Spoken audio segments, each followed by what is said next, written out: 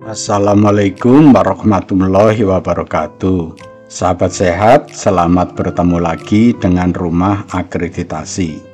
Rumah Akreditasi adalah rumah tempat kita belajar, bertanya, dan berdiskusi masalah akreditasi.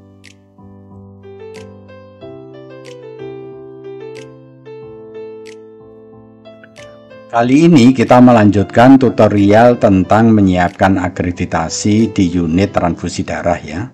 Ini adalah serial yang ke-15 ya. Jadi untuk serial 1 sampai 14 ada di video lainnya ya. Silahkan ditonton supaya Anda menguasai untuk menyiapkan akreditasi di UTD. Kali ini kita membahas bab 2, manajemen informasi.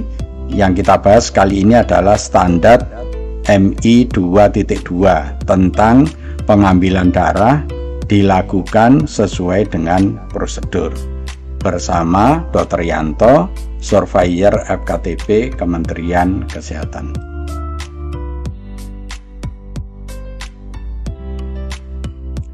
Untuk memahami suatu standar, urutannya, sistematikanya, membacanya harus dimulai dari standarnya. Dalam hal ini adalah MI 2.2, kemudian membaca maksud dan tujuannya, kemudian baru membaca elemen penilaiannya. Ya, ini adalah urutan untuk memahami suatu standar.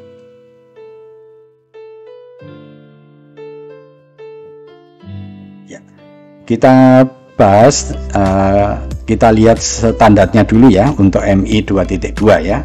Nah, ya.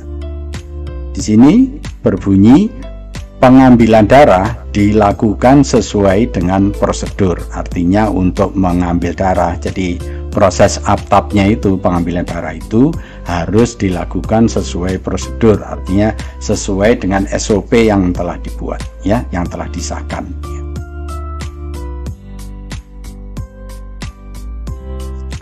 Berikutnya tentang maksud dan tujuannya untuk MI standar MI 2.2 ya.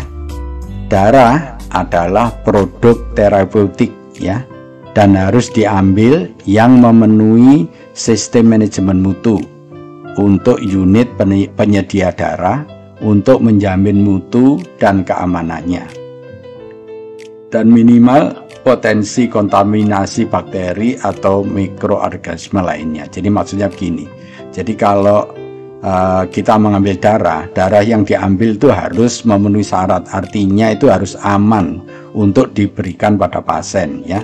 Tidak boleh darah itu mengandung penyakit atau mengandung bakteri atau mengandung sesuatu yang nanti berbahaya kalau diberikan kepada pasien. Jadi makanya proses pengambilannya itu harus bermutu dan harus sesuai dengan SOP yang telah ditentukan, yang telah dibuat ya.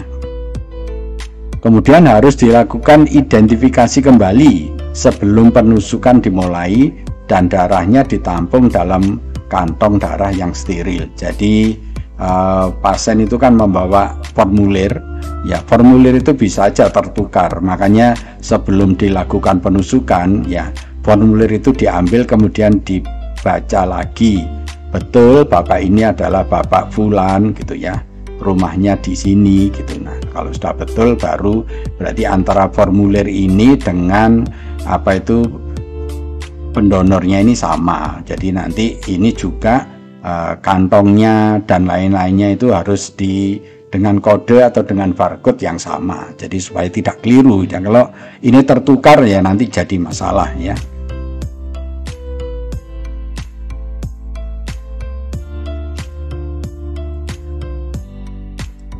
Berikutnya, nomor seri penyumbang yang unik harus diterapkan untuk setiap penyumbang yang terhubung dengan semua dokumen donor ya, tabung dan kantong darah ya.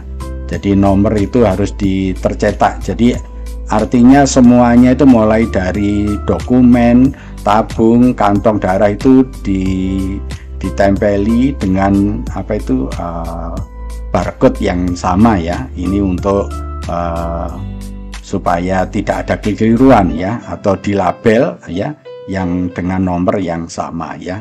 Tapi kalau di UTD biasa disebut dengan barcode ya, dengan barcode yang sama sehingga supaya tidak ada kekeliruan ya. Oke. Catatan lengkap untuk semua kegiatan harus disimpan, termasuk detail bahan, peralatan yang digunakan, dan identifikasi petugas yang melakukan setiap kegiatan. Jadi semuanya itu harus dicatat ya, secara detail, bahan yang dipakai, alat yang digunakan, petugas yang mengambil, ya semuanya itu harus dicatat sehingga nanti kalau ada cross check itu bisa cepat ya. Ini tadi mengambilnya bagaimana gitu, kalau misalnya perlu ditanyakan itu bisa lebih cepat ya.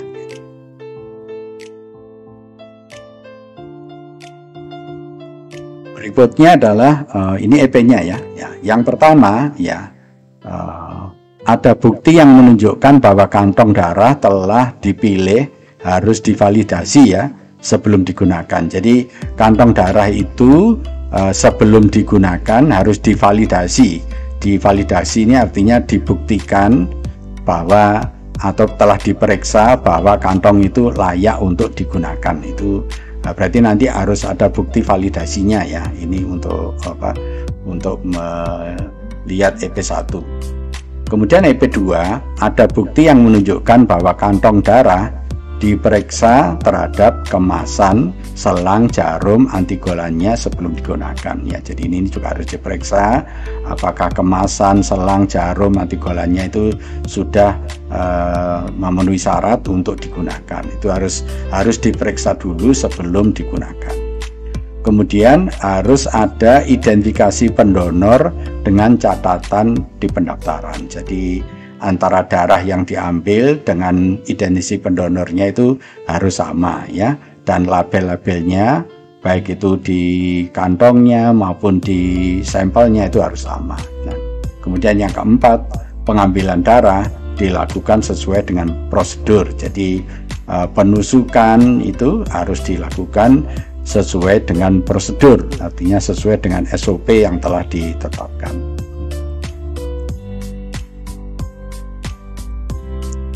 Kemudian yang EP kelima, pemeriksaan pasca donasi dan pelabelan. Jadi setelah donor selesai dan pelabelan, semua kantong, dokumen, dan tabung diperiksa kembali untuk menjamin bahwa semuanya sudah dilabel dan memiliki nomor yang sama. Jadi artinya semuanya itu harus dicek, tidak boleh ada kekeliruan ya.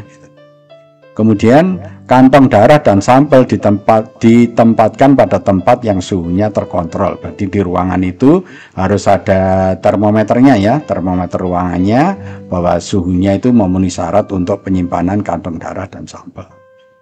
Kantong darah dan sampel ditransportasi pada suhu yang terkontrol. Jadi kantong darah dan sampel ini kan asalnya dari pabrik, dan dari pabrik sampai ke UTD itu harus ya ditransportasi pada suhu yang terkontrol.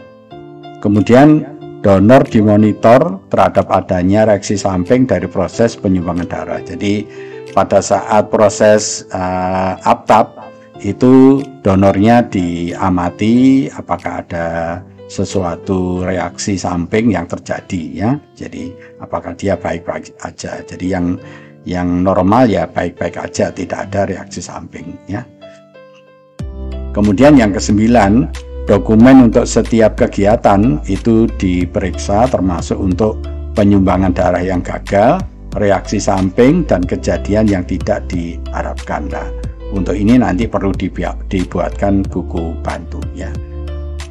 Baik, untuk membahas ya ke-9 EP ini kita bahas satu persatu ya supaya lebih paham.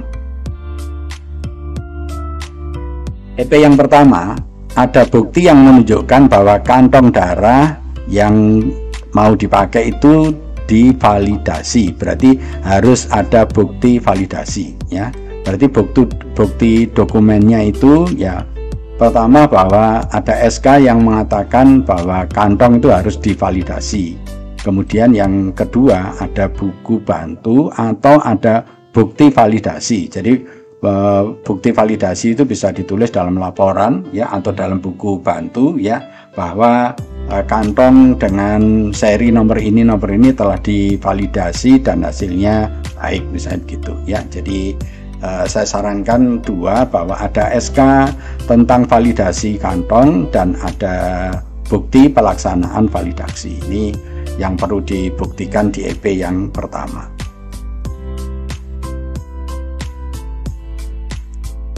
Kemudian untuk EP yang kedua, ada bukti yang menunjukkan bahwa kantong darah ya itu telah diperiksa kemasannya, selangnya, jarumnya, dan antikoagulannya. Ya, berarti ini harus ada catatan. Nah, catatan saya sarankan pakai buku bantu ya, bahwa ada buku bantu yang menyatakan bahwa kemasan nomor sekian atau dengan kode sekian itu telah diperiksa kemasannya, selangnya, jarumnya, antikoagulannya dalam kondisi baik. Nah, ini harus ada buku bantu ya yang menyatakan bahwa ini kegiatan ini telah dilakukan. Ya, ini untuk EP yang kedua.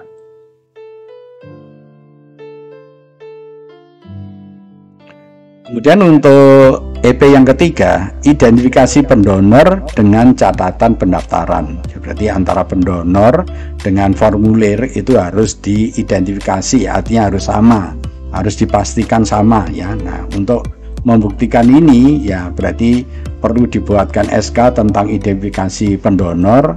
Kemudian yang kedua, bukti identifikasi pendonor dan formulir telah dilakukan. Nah, karena pekerjaan yang dilakukan oleh petugas, berarti untuk EP nomor 2 ini perlu dilakukan monitoring ya. Jadi bukti identifikasi ini dilakukan monitoring, apakah petugas itu melakukan itu atau enggak ya. Jadi kalau petugas yang sedang bekerja saat itu tidak melakukan, di hasil monitoring nanti perlu dilakukan tindak lanjut. Jadi saya sarankan identifikasi ini yang pertama dibuatkan SK, kemudian yang kedua dilakukan monitoring ya. Ini dilakukan bukti identifikasinya ini dengan monitoring ya, karena itu yang melakukan petugas.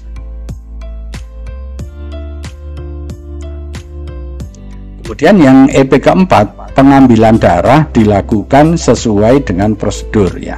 Yang mengambil darah kan petugas, apakah itu sesuai dengan prosedur atau tidak ya, berarti pertama perlu dibuatkan SOP tentang pengambilan darahnya. Nah, SOP ini kan harus dipatuhi. Untuk mengetahui SOP ini dipatuhi oleh petugas atau enggak, berarti nanti perlu dilakukan monitoring ya. Jadi makanya ini dua. Yang pertama SOP-nya ditetapkan dulu, setelah itu dilakukan monitoring terhadap petugas. Apakah proses pengambilan darahnya itu gitu. Tentang monitoring ini kita telah membuat video tersendiri ya tentang caranya melakukan monitoring. Jadi kalau Bapak Ibu ingin paham bagaimana caranya melaksanakan monitoring ya, itu bisa melihat video tentang monitoring ya di channel ini ya. Di channel ini telah dibuatkan video tentang cara melakukan monitoring ya. Silakan ditonton.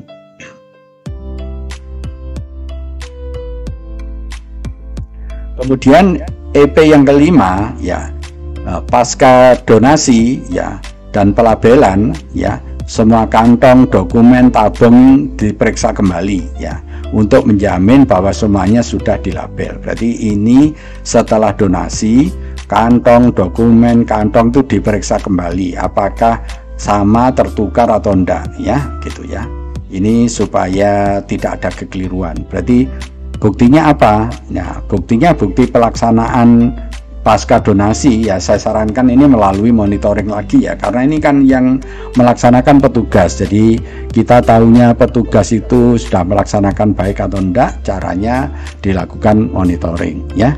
Ya, berarti ini nanti bukti pelaksanaannya ini dengan monitoring ya, bukti monitoring.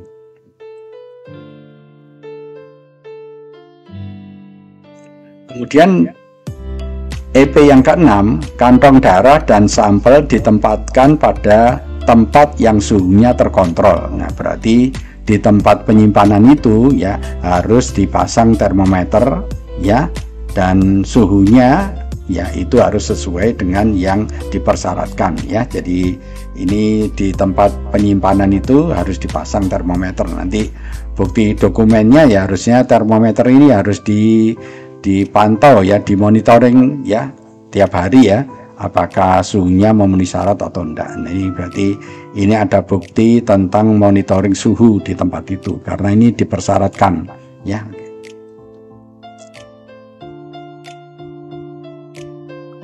Kemudian kantong darah dan sampel ditransportasikan pada suhu yang terkontrol ya, sama ya. Untuk transport ini perlu dipasang termometer pada kantong pada tempat yang untuk transport itu ya. Jadi di cool bag itu ya, perlu dipasang termometer, dan itu nanti kalau kita periksa harus sesuai dengan syarat yang dipersyaratkan ya.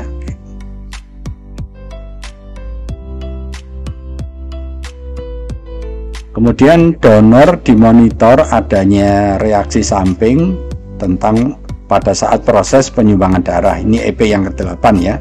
Jadi di EP yang ke-8 ini pada saat proses APTAP, yaitu pengambilan darah, itu pasien harus pendonor maksudnya harus dimonitor ya, apakah ada reaksi samping atau tidak ya. Jadi kalau ada reaksi samping ya segera dilakukan tindakan.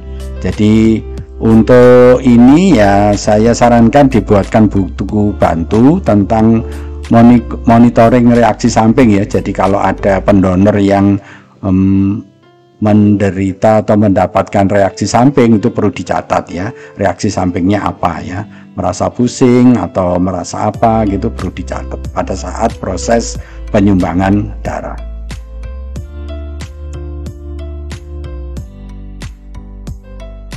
Kemudian EP yang ke-9 ya, dokumen untuk setiap kegiatan itu dipelihara, termasuk untuk penyumbangan darah yang gagal, reaksi samping, atau untuk kejadian yang tidak diharapkan. Jadi buktinya bahwa nanti ada buku bantu tentang pendonor, yaitu buku bantu tentang pendonor yang gagal, yang menderita reaksi samping, dan yang kalau ada kejadian yang tidak diharapkan. Jadi kalau ada KTD itu juga perlu dicatat di dalam buku bantu. Nah, buku bantu ini perlu dibuat untuk buktikan bahwa EP9 ini telah kita kerjakan. Terima kasih telah menonton video ini. Jika video ini bermanfaat, jangan lupa like, komen, subscribe, dan share ya. Lebih kurangnya saya mohon maaf. Kita akhiri. Wassalamualaikum warahmatullahi wabarakatuh.